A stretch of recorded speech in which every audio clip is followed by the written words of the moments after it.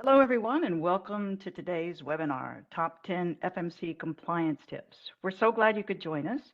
My name is Teresa Garcia, and I'll be your host for the next 45 minutes as we explore practical strategies to help you avoid cost penalties and stay ahead in a shifting compliance environment. Today's session is specifically tailored for freight forwarders and NVOCCs, and it couldn't be more timely. Just a few housekeeping notes before we get started. The session will run for about 50 minutes with 10 minutes for Q&A. Please use the Q&A panel to the right of your screen to submit your questions at any time, and we'll address as many as possible during the Q&A segment at the end.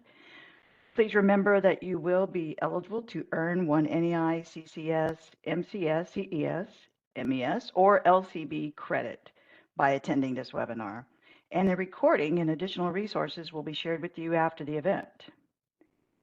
Now I'd like to introduce you to your moderator today. We're pleased to have Sergio Laus moderating today's discussion. Sergio's Vice President and Strategic Relationship Manager at Roanoke Insurance Group with more than 30 years experience in marine insurance.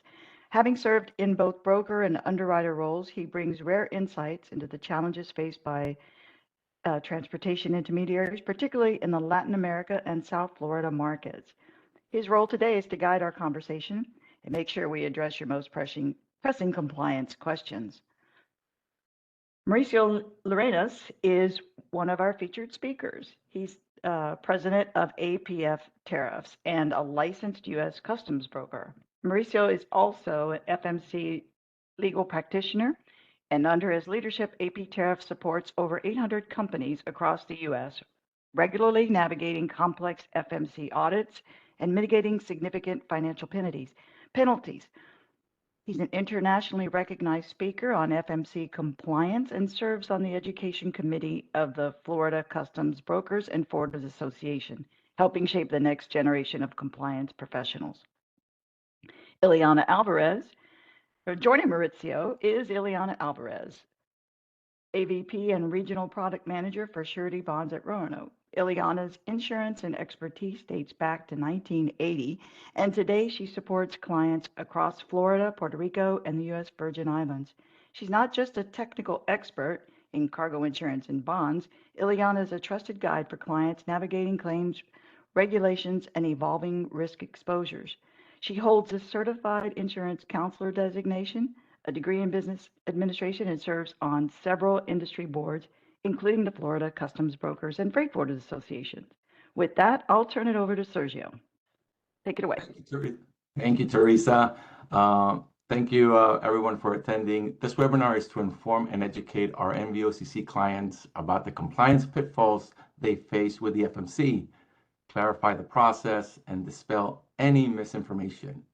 Mauricio will be sharing many of his tips, while Ileana will advise on how the FMC bond reacts. So with that, can we have our first tip? Thank you, Sergio.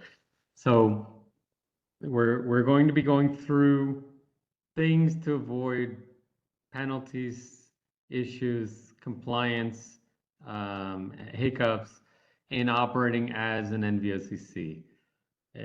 Starting at under like the base concept, an NVOCC in the eyes of the Federal Maritime Commission, which regulates ocean shipping, is any company that offers ocean shipping services.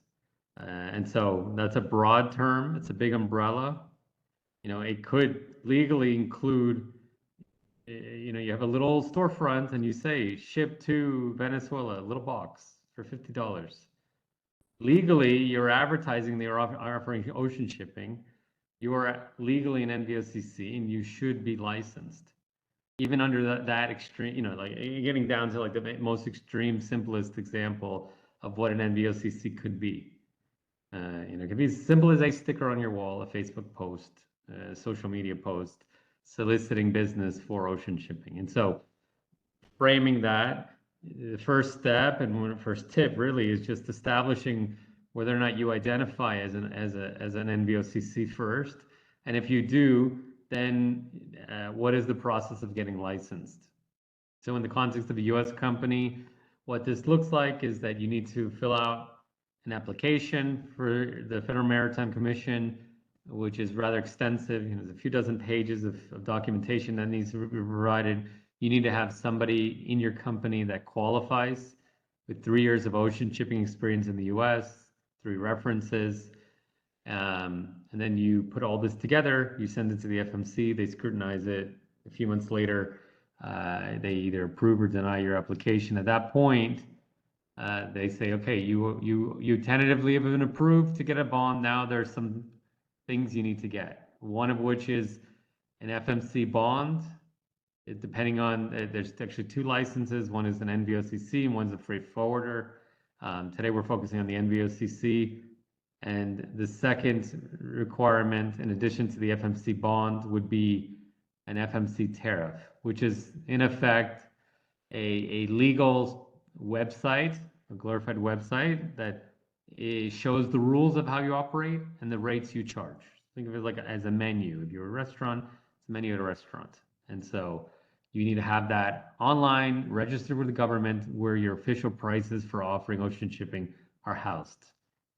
So that's the tariff side, the bond side, and maybe Eliana can expand on it. But at a high level, it's a guarantee that your liabilities in terms of the customers and the carriers are being covered. But Eliana, if you want to expand on that part, Sure. Well, Mauricio, now tell us the tariffs when they're filed, do they have to be maintained? Yeah, a big problem. So like there's day one, which is, hey, show us you have something and we'll give you your license. And that's the initial thing. But then after that, once you start operating, you actually need to make sure that the rules are up to date. It's a moving target because the regulations change. So the rules have to be updated as the regulation changes. And your chart, right now it's very volatile. So what you charge to customers often changes pretty frequently, which requires you to update your tariff to always reflect what you're charging to customers. Yeah, it's a good point. Actually, it comes up a lot. A lot of people rush to the finish line, they get their license, and they, forget to maintain the thing. Right. And Ileana, now, can you explain the different OTI bond types with the FMC? Yes. First of all, I want to expand a little bit on what Mauricio says. The Federal Maritime Commission is an independent regulatory agency that governs foreign ocean-borne transportation. So they have the ability to say what goes on and doesn't go on. The bonds are a financial guarantee that protects the shipper for freight costs associated with their shipments. So it all goes hand in hand with each other with what the FMC requires. There are 3 types of bond. Mauricio briefly mentioned them. They are the FMC 48 OTI bonds. And depending on the type of license, it'll either be freight forwarder, a domestic NVOCC, or a foreign NVOCC. There is a little bit of difference between there, especially in the bond amounts required. The FMC does have different bonds amount, whether they are domestic or foreign NVOCCs. And Ileana, is there a misconception that the bond protects the actual NVOCC? Definitely there is. The bond is out to protect the shipper. Okay, it does not protect the NVO. The NVO enters into a contract with the shipper, but the shipper is the one being protected because most of the time these NVOs collect freight charges from their shippers, and they have a vessel or a steamship line that they have to pay. And yes, that bond is there to protect the shipper. Perfect. Sounds good. Well, let's go to tip number 2. And Mauricio, are there any misconceptions NVOCCs have about rate filing that put them at risk? Yes. Let's think about 2 classes of people. There's the let's say the NVOs that have had a license a while. And for those people, the misconception is that about 10 years ago, the FMC said, in addition to general rates, like a menu at a restaurant behind you on the board that apply to everybody equally, instead of doing this, you can do this other thing. In place of doing that, you can do this other thing, which is called an NRA, negotiated rate arrangement.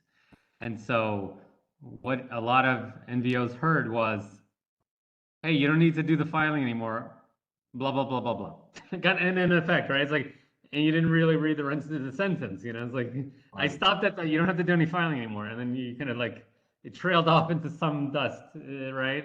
Right. But in reality, it's like, you don't have to do the filing if, and then there's a big list of things that you would have to do as an alternative, right? And so, Is that that's a big list? misconception. Is that a big list of things that they have to do to? It's not a big list, but it's more than nothing, which is what a lot of people about 10 years ago, when they read that sentence, you don't have to file anymore. Mhm. They didn't finish the sentence, kind of were left resonating. I'm talking about 10 people that have been with a license for about a decade, right? That had that resonant issue. I think people now that apply, they know better. That's like, okay, you have two options. You can either have your general rate, which is more real, right? You can have your general rate that applies to all clients, or you can have an NRA, which is like a spot rate effectively. So it's a contract between you as an NVO and your client Mhm. that is specific to one customer, which is great in the sense that you can charge different rates to different clients, so you can discriminate. Wonderful. It's not so great if you have the paqueteria people, the small parcel people, that you sell a box for $50. Now you have to do an NRA 100 times a day for each individual guy that walks in with his little box. It's actually more efficient to do a general rate, $50, and it covers every single transaction since it's a rate that applies universally. So it's not a one, you know, this panacea that solves all problems and can be used in all scenarios that I think people thought it was going to be. And so that's a big misconception. Let's say number two, the big misconception is like, you know, NRA is not always better under all circumstances. You know, it's Do more work NRAs in have some to be circumstances. a contractual, like a contract, or can it An be NRA is a contract. It's a It can be structured as simply as meets the requirements. Like in our system, for example, like if you could just visualize, there's like a button. You just call it a general rate button or the NRA button, and the information is pretty similar. Okay. The only difference is that the NRA, you have to name the customer, and you need to have evidence before the shipment happens I that see. the offer was given to the customer. Interesting. All right. Oh, sounds Yes. good. And So these are the two Ileana, misconceptions. Yeah. and Ileana, what is the process and requirements for obtaining an OTI bond? The principal is required, first of all, always to complete an application. The application tells us that this principal normally has already started the process with the Federal Maritime Commission. So they complete the application and virtually tell the surety, okay, I'm applying for a freight forwarder's bond, or I'm applying for the NVO bond. And in a lot of cases, we do have a lot of clients that have both, have the freight forwarder and have the NVOCC, and they act in different capacities. The freight forwarder acts like on single shipments, and they use the bill of ladings and so forth. And the NVO, in most cases, and correct me if I'm wrong, Mauricio, is more of like a wholesaler. Am I correct with that assumption, or Yes, am I? the NVO is reselling ocean freight, and the Okay. freight forwarder is using the rate of the owner of cargo and helping facilitate the documentation. So Right. the NVO is actually buying from a carrier, selling to a customer. And in addition to the application, the surety will require their financial statements, usually their year-end financial statements, because a bond is a financial guarantee, close to what a bank loan is. You go to the bank, you get a loan, you need to financially guarantee that bank that you're good to pay it back. So that's why the surety looks at financial statements in the event that one of these, either the freight forwarder or the NVO, doesn't pay their bills. They can be reimbursed for bills that they have paid or claims that they have made against them. So thus, they're all financial guarantees, And again, I can't stress enough, it is there to protect the shipper, not the NVO or the freight forwarder. Perfect. All right. And Can we get one little note on this, uh-huh. since we're kind of talking about getting the bond. I encourage people to make sure you can get the bond before applying for the license, because anecdotally, what happens? You apply, you spend a bunch of money, great, congratulations, you're approved, and then at the end, you realize we just started this business and we don't have the financial support to be able to get a bond, and then you lose everything. And so I actually do encourage people to Right. check before applying. Yeah, Now, but Ileana, is that where a letter of intent comes in? that's what I was just going to add to Mauricio. A letter of intent is not really required by the Federal Maritime Commission, but I Yeah, this is have, more internal tip. exactly, and I Yeah, have a right. lot of cautious applicants who come to us and say what is required. So naturally, we start with the process, get application, get financial statements, and they're being guided and told to get a letter of intent. It's not part of the application, but Yeah. I think that when the FMC maybe sees the letter of intent, that gives them a better feeling that, hey, I'm not spinning just my wheels now. This is going to be a prospect. And if we can approve them in the other areas, they'll already have a bond to fulfill their obligations. Yeah, right. Yeah, that's, Oh, I mean, one of the worst things you can do is just apply. I mean, I don't know, letter of intent, it's probably good, but I mean, at least you telling them that you can give them the bond at the bare minimum is what I'd encourage people to do. sounds good. All right. Can we go to tip number 3? And here, so on tip number 3, what is the most important thing to know about the FMC and detention and demurrage rules to avoid disputes and penalties?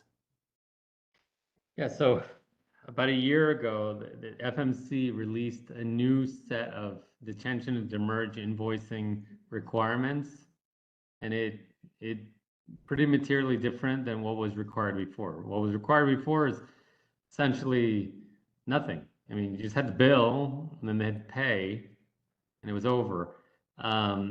Now there is actual specific framework of when you bill, which you need to bill 30 days from the time you receive a bill from the carrier. If you're an MVOCC, the carrier has 30 days to bill you from the time of the detention and demurrage being completed. This happened because of the pandemic. People, the carriers were throwing a bill out a year later, and you're like, what the heck? I didn't even know I had this liability, right? So they restricted that, but it also restricted the NVOs to say you as an NVO also have 30 days. If you send it 31 days out, the customer legally doesn't even need to pay you. And then there's requirements on what is in the invoice that you are sending itself. There's certain data points that need to be in the invoice. And the third thing is that you as an NVO need to invoice the actual owner of the goods, the customer, can't be intermediates for the detention and demurrage. So And when they do an intermediary, it doesn't apply? it needs to be directly to the person that owes the money. Interesting. And So that was the big one. And severe. If you bill it 31 days out, if you don't bill in the format that is required, if you bill to an intermediate, the customer can just say, you know what, you're not in compliance, I'm not going to pay. And you as an NVO are liable to the carrier for that detention and demurrage charge when your license is being used. So this is really important. I think I would say that from 2024 to now, this is like the hidden issue that people don't really know a lot about, especially, South Florida's export focus. So, D&D is not a huge problem here in South Florida, but, you go out to California, this is the problem. And it becomes more of a problem when there is, systemic issues of detention and demurrage in the marketplace, right? Like during the pandemic, where the ships you see on the news, like lined up down the ocean. yeah. Right. So now all of a sudden it's a big problem. So, those are the 3 things. It's important.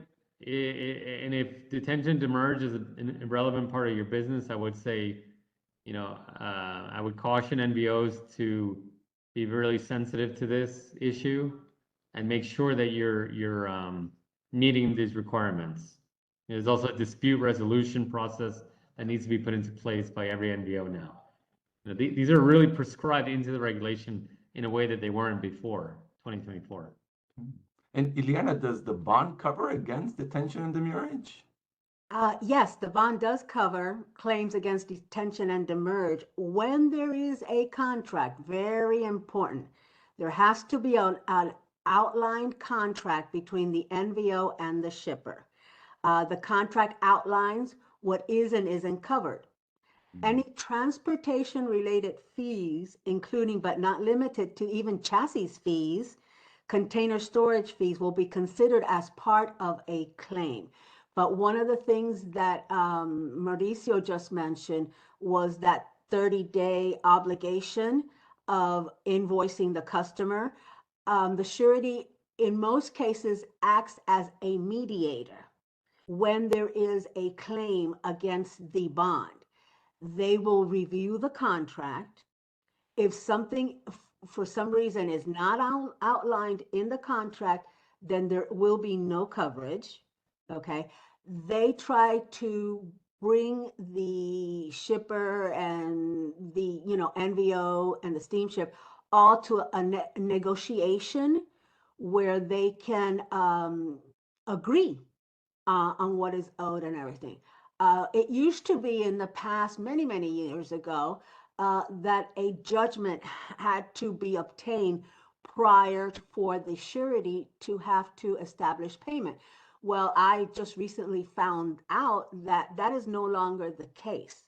A judgment only will need to be obtained if there is no resolution from the side of the NVO and the shipper and so forth. And the courts will hear the case. Interesting. So, and what happens when there is no contract? Then the bond has no obligation to cover. I see.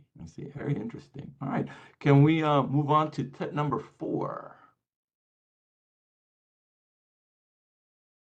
All right. Mauricio, can you share an example of a House Bill of Lading related issue that results in an FMC action?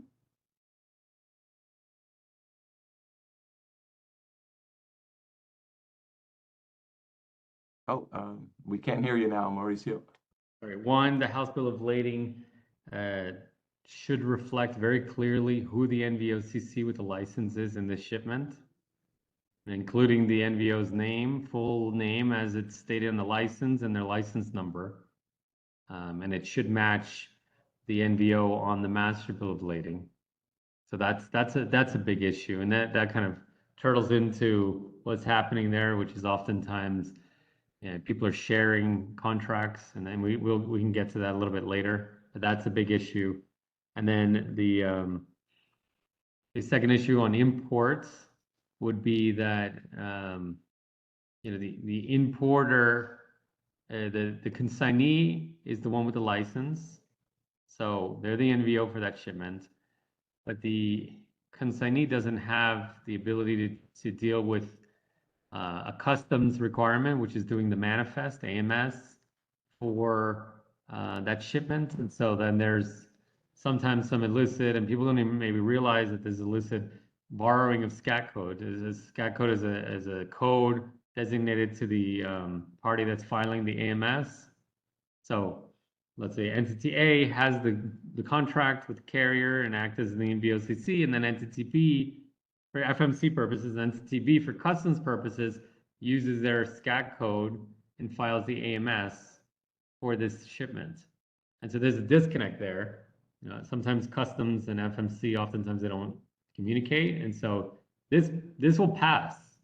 It'll be compliance in a silo for FMC, and it'll be compliance in a silo for customs, but they're actually out of compliance because the NVOCC and the filing company are not matching. So this is a big problem. It's rather complicated because it's overlapping 2 different government agencies' requirements, which is why, frankly, people get away with it quite often.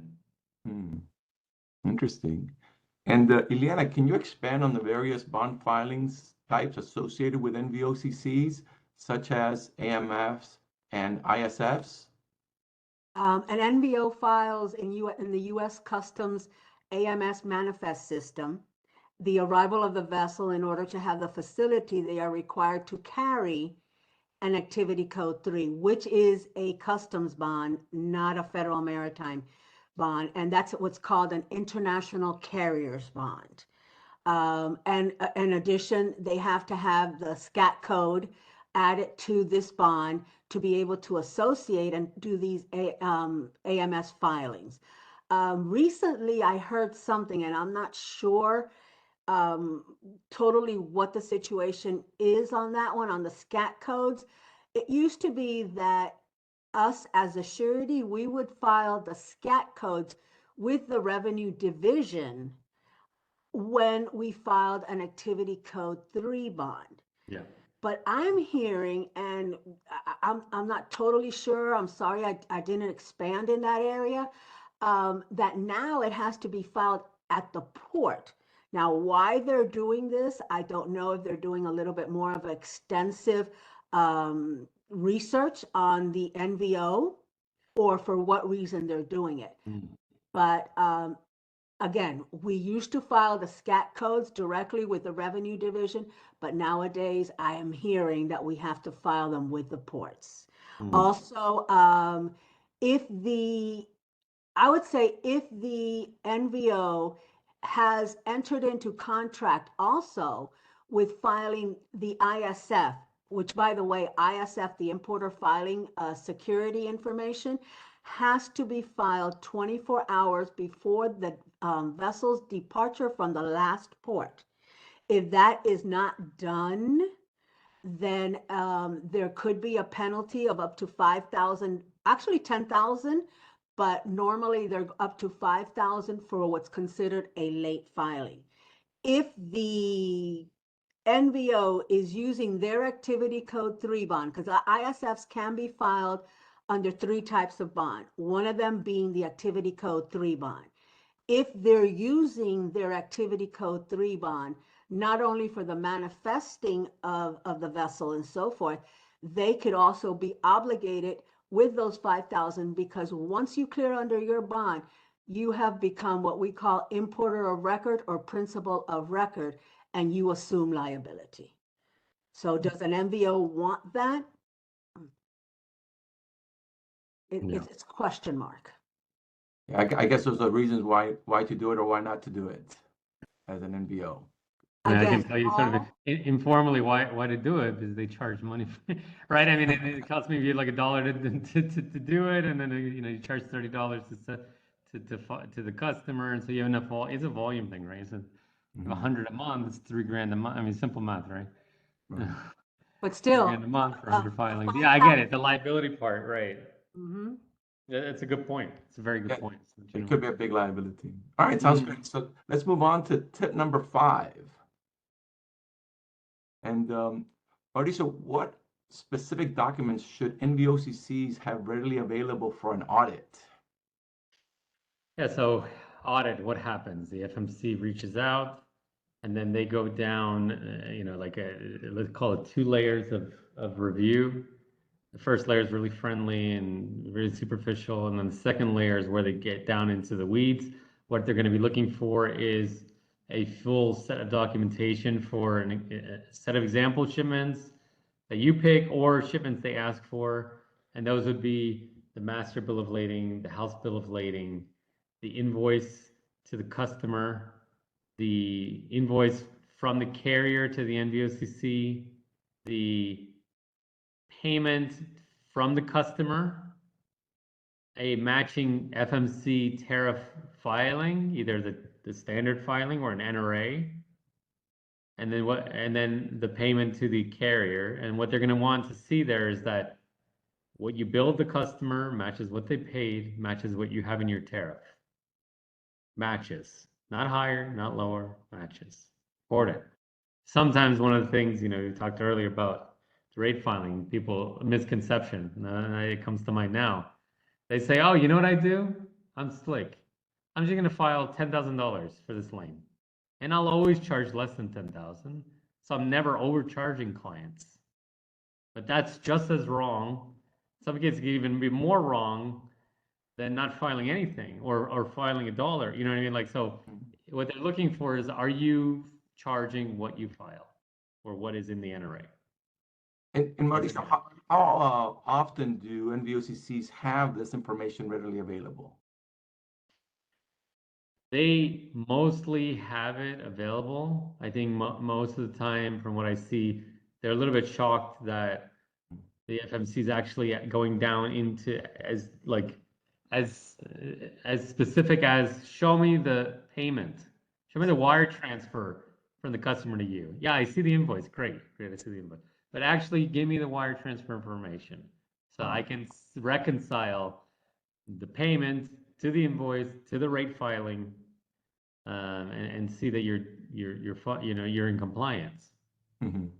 Interesting. And this is actually quite a liability for the NVOs. Why? Because if there's a dispute you have as an NVOCC against a co-loader or against a customer, or again, well, a customer maybe is a different example, but against a co-loader or a carrier that you're working with, Mm-hmm. then if all your ducks are not in a row, then they're going to use it as leverage against you. Say, okay, you know what I'll do? I'll put a dispute against you. I know you're not filing, right? So it creates a vulnerability in your business whenever there's a dispute. Interesting. Interesting. And Ileana, what other bonds can an NVOCC operator have?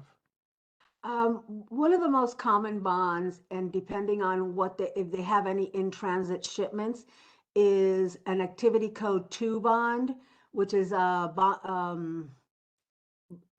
bonded merchandise, where they keep, since there is some storage involved with their process, or could be storage involved with their process, the commodity has not entered the commerce of the United States yet. So they have to keep it in bonds. So they, in many cases, put it in temporary into a bonded warehouse and keep it there until it clears, or it sometimes goes in bond, just, continues to the final destination. Interesting. And Mauricio, have you seen anything related to this? Something new that you've been seeing? Very hot. Bonded warehouse is super hot. Most down here, we're talking from South Florida, right? Huge amount of inbound shipments, routed cargo to South America, Central America, Caribbean, right? So a lot of movement in that space.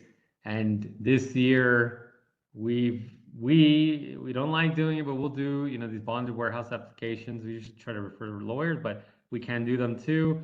And more requests for bonded warehouses this year than the last 2 years combined. And because of the tariffs, you could probably see why, right? Big tariffs, doing in bond is great because you don't have to pay the tariffs, you keep shifting it out to different places. And so before, whatever the free trade agreement was, or whatever trade agreement was that didn't require a tariff, now all of a sudden that's gone away. So now this huge liability. And so there's a big rush, I imagine, through the country, but what I've seen anecdotally down here, for people that operate, NVOs that operate warehouses, to have some space as a bonded warehouse. Big hot thing right now, and we can do them.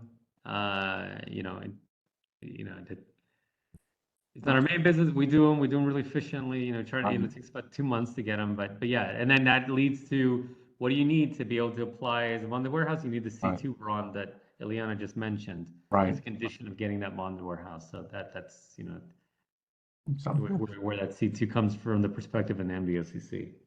Sounds good. All right, let's go to the tip number 6 for the audience. So, Mauricio, here, what should an NVOCC do if a customer disputes a rate or invoice based on FMC rules? Yeah.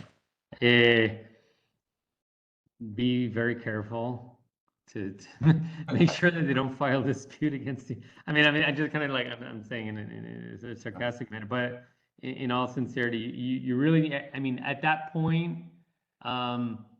if you are doing things properly and you had an NRA or you had a general rate filed, that is legally your support as an MVOCC. That helps you because you can say this was legally our rate that we agreed on, and these are the conditions of which what was going to charge you, and legally there's nothing you can do to vary that price as a customer. You can't try to lowball me because legally this is what I have to charge you and this is what you have to pay. And good luck. Now all your protections, because remember, Federal Maritime Commission, as Ileana alluded to before with the bond, it's there to protect the shipper. It's there to protect the owner of the cargo. That's the primary beneficiary of the Federal Maritime Commission. That if you ship things, you have some consumer protections, right? But if you, now I'm putting the hat of the MVOCC, do things properly and file your rates, and there's a dispute, then you actually have some protection against the customer because you say, look, followed all the rules, all check boxes are marked, and this is what it is. Good luck. Go to the FMC. You know, all my ducks in a row. There's nothing you can do. You got to pay your bill. Now, what about additional charges or fees? You know, if there's extra services that are not filed. Yeah, so there is the concept called pass-through charge. Pass-through charges are the charges, the accessorial charges from the carrier that are passed through directly to the customer without any markup. In those cases, as long as you list in your tariff, you know, this is an index of pass-through charges that I will pass through at the net cost. And you have like a fixed rule that just sits there. You have to update it every day, every week, every month. Just an index of those charges saying any of these charges come up, I pass it through. Then you don't actually have to outline those charges because now, since it's a pass-through charge, the owner of the cargo has the responsibility of checking with the carrier to see what those pass-through charges are, and the carrier's tariff would then take precedent over your tariff. And so it's important to know that those pass-through charges exist, what they are. And something like a GRI used to not be able to be a pass-through charge, now it can be. And these are all the things that, you know, get down into the weeds of how you manage your compliance as a company, which you know, is more operational than we're probably going to get into today. For sure. And Ileana, recently there have been an influx of many foreign-based NVOCCs. There is a misconception that the process is not open to them. Can you clarify that? No, the process is open to domestic and foreign NVOCCs. We do review their financials. Naturally, they have to be in English and US dollars, so the underwriters can understand, you know, what these are. In most cases, what they will require is a general indemnity agreement, which is a GIA, which is that they sign a document where they are guaranteeing any of their, you know, fees or charges or anything that can come against the bond in the event that there's a dispute or a contractual disagreement or something to that effect. But no, we do review foreign financials and domestic, this you know, in its own merits. Perfect. Sounds good. All right, let's go to tip number 7, move things along. All right. So Mauricio, are there risks to using carrier rates without an official service contract? Yeah, so this is interesting. Right now, a lot of the market's working through spot rates. Spot rates, from the perspective of the FMC, is a service contract, a very narrow service contract that applies to, in some cases, a single shipment or a single sailing. So they're very narrow service contracts, but they you know, they're light versions of what you would traditionally see as like a big spreadsheet of service, you know, rates and agreements and terms and conditions. But they're mini service contracts, and so most businesses going through a service contract, whether it's a spot rate or traditional contract, less of that business coming through their you know, general tariff rate, but it can't happen. I mean, I think service, you know, contracts are good. They establish some framework of how you're going to operate with the carrier, you know, in terms of in your terms. So, you know, generally recommended to work through a service contract. You know, one thing with the service contracts that's important, or even the spot rates, is that when you're doing imports, You really got to be careful about when are you entering into an agreement with a carrier. You know, if it's an import and you're a consignee and somebody comes to you and says, hey, I want you to consign the shipment, and they don't have a license and you do, and they make you sign an LOI so that they can get the rates from the carrier, you're entering into those service contracts, even if you don't know it, even if you don't talk to the carrier directly.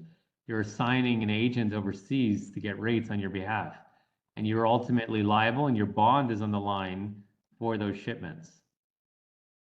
Wow, that sounds like a big liability to take over. Yeah, it's a big liability. People don't realize they're assuming that liability. You know, they're happy with their $50 and maybe some warehousing when it gets here, and not realizing that they're assuming this liability and it's going against their bond. And their bond might be guaranteed with some kind of asset. You know, they might have a letter of credit or something like, right? Like you might have cash supporting that bond, right? So it's a real liability for you as a company. Right. And Ileana, how important are contracts for the bond to apply? A little saying from growing up comes to mind, no tiki, no laundry. And it just came to my mind now when I was listening to Mauricio and everything. Regretfully, if there is no contract, the bond is not obligated in any way to pay for any claims against the surety that are made.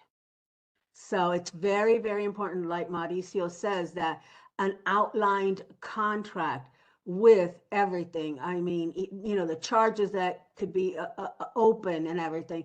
One of the things that I've always suggested, and look for a professional when you're doing your contracts. We as surety, you know, we have our own legal and our attorneys that will look at these contracts and, you know, advise this stands or this will not stand. And very important, you know, get professional help to make sure that you've got a good, solid contract that will protect you. Sounds good. All right, let's move on to tip number 8. And here, Mauricio, how can an NVO ensure they aren't unknowingly working with a non-compliant entity? Yeah, so big problem. We kind of touched on it a little bit in the prior point, but okay, thinking about it in 2 buckets of scenarios. The imports, chronic issue, someone calls you, says, hey, love to use your warehouse, love to use your trucks. Can I consign the shipment to you? Maybe $50. Just kind of working through the scenario, like, okay, you realize that your I hope they're charging more than the $50. You keep saying the 50. I hope it's more. Yeah, I'm saying because sometimes it is literally, you know what, but I'm gonna make $500 on the trucking and I'm gonna make a $500 on the warehousing. So juicy, you know, juicy, but $50 to consign it to me too. Okay, you know, this is 100 shipments. Okay, we're perfect. I'm in. You know, like it is down to this in some cases, right? I mean, I literally have seen that number in that scenario, right? Where it's like, oh, you're making money on the trucking, the warehousing. You should be happy with the $50. So in this case, you're probably working with an NVOCC overseas that has no license, and they need you to be consigned to shipment so that they can get a rate from the carrier. The carrier can only offer services to a licensed or registered FMC NVOCC or the owner of cargo. There's no Is there a procedure? Is there a procedure for an NVO to verify that they're working with a licensed entity? Yeah, so the FMC has a website. We actually put a link here at the bottom of the slide, FMC OTI list. So, and I believe we'll be providing a link also after this presentation. There's a list. You go on the list, you search for the NVOCC, either they're there, licensed, or they're not there, whether it's domestic or foreign entity. And so it's important to establish, you know, what is this entity that we're working with? An unlicensed entity, working with them, it's simple, you get fined. You can get fined for offering services to an unlicensed NVO. The carrier will get fined if they're offering a service to an unlicensed NVO. The carriers are a lot bigger and they're a lot more thorough in validating that their customers are licensed, which is, you know, why this scenario happens. But you as an NVO need to realize you are also responsible for ensuring that your customers are either licensed NVOs or owners of cargo. You know, this opens a whole nother conversation, and we could probably have a whole nother presentation on what this Exactly. looks like in the real world. Yeah. Mauricio, and we've had steamship lines reaching out to us to, even though they go on the FMC list, they still come to us to get verification that their Yep. bond is in effect. Right. Yeah. Because the FMC, let's say they were smart, and what they said is like, you know what, the easiest way to control this market is just to find the carriers, because that's the choke point. You can't get on the ship if you can't work with the carrier. You physically can't work, you know, like work unlicensed in that way. So they just said, you know what, we're just have an open penalty box for you guys as carriers if you work with unlicensed entities, and they all cleaned up their act. And Ileana, does the bond pay for penalties against the NVOCC? No, it does not. The bond, as I mentioned earlier in our presentation, is there to protect the shipper. If the NVO, which they should, obtain other insurance coverages to protect themselves.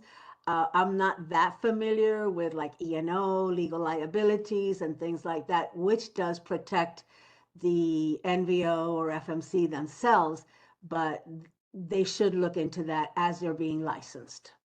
Sounds good. All right, let's go on to tip number 9. And here, what warning signs should an NVOCC address to avoid an FMC audit? Yeah.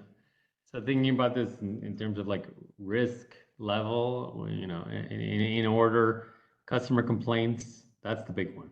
That's like the number one. Someone complains against you, you have a license, you're going to get almost certainly audited.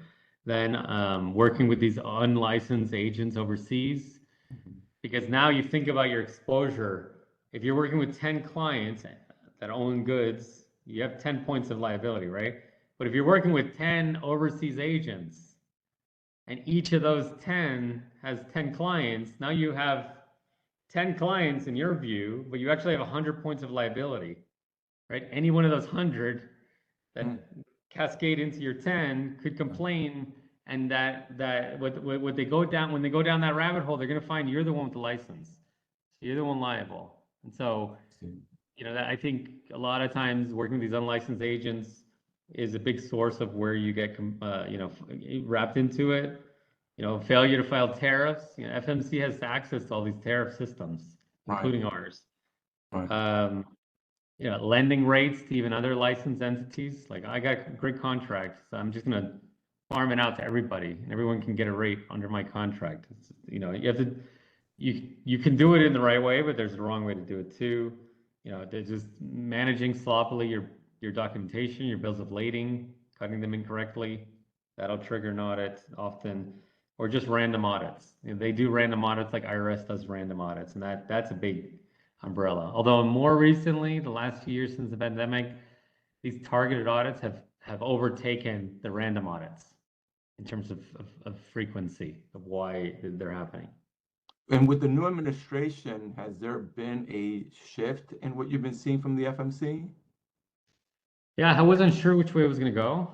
I you know, could have gone either way. It could have gone USAID way, right, where it doesn't exist anymore, or it could have gone, you know, customs way, which actually customs gotten much stronger, frankly. So what I've seen is that it's a useful tool for the new administration. You know, they went after Panama Canal. It was a political issue there. They went after Bering Strait. You know, they're going after the ships, the foreign vessel ships that were made in China. And so they're using it as that's a useful tool for them. And I've seen actually an increase in compliance in the FMC, or enforcement action under the FMC since the new administration. Anecdotally, the last few months. Right. So we're running a little short on time, so let's go quickly to tip number 10 so we can get to, I see a lot of questions there. So here, how often should an NVOCC conduct an internal audit, and what should it include? Yeah, so internal audit, it's essentially check before they check. So you go in, you know, and if we do these. Actually, we're offering for the participants in this webinar that we'll do free consultation to do like a quick audit. But it's essentially a checklist, exactly what the FMC is going to do, 10 questions in your process, spot check a few shipments, and then identify the deficiencies. And usually, you can efficiently address things without materially changing your operation. And by doing that, you can probably eliminate 80% of your risk and liability with nominal amounts of changes within your process, as long as you do it. We recommend doing it once a year. If you had been audited before, actually, it makes you a little bit more of a target to get audited in the future. And usually, that free consultation, how long does it take? Is it a long process or? Max an hour. It can be 45 minutes to an hour usually. And upfront, we'd probably ask for a few things. Just 3 random example shipments, maybe 2 imports, 1 export, something like that. And pretty quickly, I mean, the patterns are there, right? So you usually have these chronic systemic problems that if it's in one shipment, it's in all shipments. And you fix it once, you fix it every time. All right. So I know we were going to talk about some case studies, but given the time, and I think, Teresa, I think that there's questions from the audience. Is that correct? Yes, can you hear me? Yes, we can hear you. All right. Yeah, let's go to jump to a couple of questions. What is the purpose of the FMC 65 license? Would you need to license your foreign office as 65 if you have a U.S. entity that has standard NVOCC license? Yeah, so the point of a foreign NVOCC, the FMC 65, is that a non-US entity wants to get their own FMC registration and work as an NVOCC. Now, you're talking within the context of like a group of companies in which the US company already has an FMC license. I think that's what's being implied in the question. And then at that point, if I already have a license in the US, what would be the point of getting a foreign license? The point, I mean, I'm just thinking through scenarios where people have both. If your parent company is in Mexico and your parent company says, well, I'm not going to rely on my US branch office license because I have my own competitive rates in Mexico with the carrier, and I want to be able to get my own rates as a Mexican entity from the carrier, from the same company that has the other rates. And then in that case, you could argue that you'd probably want a second license. It's just a matter of independence within 2 companies that are part of a group. Otherwise, most people, why they get a foreign one is because they're based in another country. They don't have the U.S. entity, or they don't have the employee that qualifies for the U.S. license. And so faster and over time, it's less expensive to maintain a non-U.S. license. The bond is more expensive than a U.S. license bond, but the application process is less expensive and faster, weeks instead of months. Okay. Next question. What is the difference in eligibility for bond for U.S. companies versus foreign companies? I believe, Ileana, you addressed this earlier, but could you expand on that again? Yes, of course. The eligibility is mostly based on the bond amount, like Mauricio just mentioned. For a domestic NVOCC, it's a $75,000 bond. And for a foreign NVOCC, it's $150,000.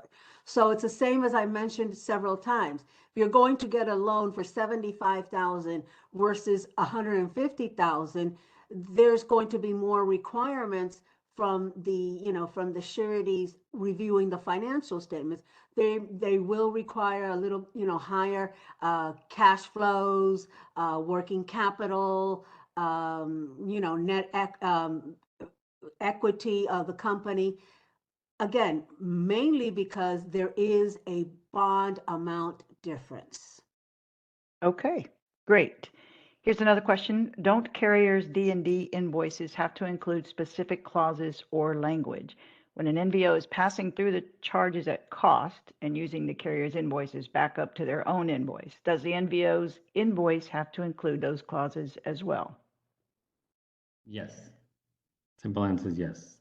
If you're invoicing, you're the NVOCC, it's your customer. You're responsible for communicating this information to the customer. I mean, That's the simple answer. Okay. The nature of doing it as a pass-through charge doesn't remove your responsibilities of invoicing and who you invoice and when you invoice. Perfect. Next question. Do bond companies issue a bond to a U.S. company with personal guarantee and only, or maybe this is, or only on a corporate guarantee? I think Yes, it's an and or, yeah. you wanna answer that? Yes, all types of financial statements can be reviewed, but the surety company does look closer as to what the corporate stance is. In most cases, there will be an opening balance sheet, which will state the investment that is made in the company, the cash and other items required. They can look at a personal financial statement, but solely on the personal financial statement, no, they will require some type of opening balance sheet to be reviewed and to see what type of investment is being made in the company. Okay. Great questions. Can you have, here's another one. Can you have the non-NVOCC agent overseas sign an agreement to be an agent under your NVOCC license? Yes. Short answer, yes. Long answer is you need to make sure you understand that they're your agent, which means you're responsible for filing the selling rate to your customer, right? If they're your agent, it means the end customer is your customer, by the nature of an agent, right? And so you need to be responsible for the rate filing of the selling rate. You need to have usually they would like to see an agency agreement in place that describes all of this. But yes, it can be done when done properly, and when you understand your responsibilities. And what are the risks if not done properly? The risks are that you're letting people borrow your license Mhm. unfettered, and you're assuming all the risk of the shipments, the detention, demurrage, and ocean freight is not being paid. You're on the hook for all these things. The customer complains, you're on the hook for all these things. Okay. Do I have another question here? What do you do if an overseas agent doesn't have an FMC license and wants to send shipments to the U.S. under their own house bill of lading? Only an NVOCC can issue a house bill of lading. And an NVOCC to operate for US shipments has to be FMC licensed or registered. And so if they don't have an FMC, they need, there's two directions you can go. Either they have to get FMC registered to issue house bills of lading, or they can't issue house bills of lading. They'd have to operate under your house bill of lading. And then you in turn would have to either work with the carrier or file the manifest for customs under your house bill of lading. There is no way for an unlicensed NVO overseas to legally issue their own bill of lading. Okay. Sergio, those are all the questions that I have currently in the panel over here. So I'll turn it back over I to see you. it. I see one more Oh. question here.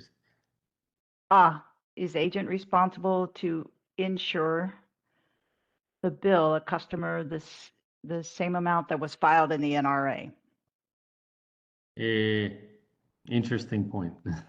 Let's say in most cases, this is getting really gray, nuanced, but in most cases, if the agent tells you, I sold it for 3,000, you file the NRA for 3,000 or a general rate for 3,000, you're pretty well covered. Now, if they marked it up without your knowledge or consent to $3,500 and you had no visibility in that, you didn't know, you didn't consent to it, there was nothing in the agreement that implied that they could do that, you probably can protect yourself and say, you know what, I'm as outraged as you are, FMC. You should go to Argentina and find these scoundrels that did that. Like, I mean, this is the way I would want to protect a customer if I was representing somebody in the US that this happened to, right? I mean, so it's kind of a gray answer, but you are responsible and you're assigning your agent to do it. That's the right way to answer it. All right.